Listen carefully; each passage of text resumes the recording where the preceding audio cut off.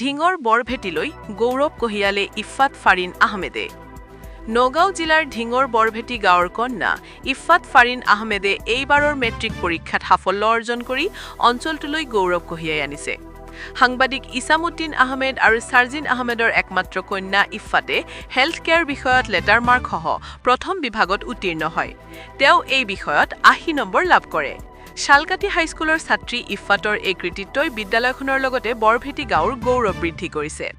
পৰিয়াল, শিক্ষক আৰু স্থানীয় ৰাইজে তেওঁৰ এই সফলতাত আনন্দ প্ৰকাশ কৰাৰ লগতে উজ্জ্বল ভৱিষ্যতৰ কামনা কৰিছে। ঢিঙৰ পৰা ইছামুদ্দিন আহমেদৰ ৰিপৰ্ট, বটদ্ৰৱা লাইভ। তোমার কি বলি মাতে? নিশা।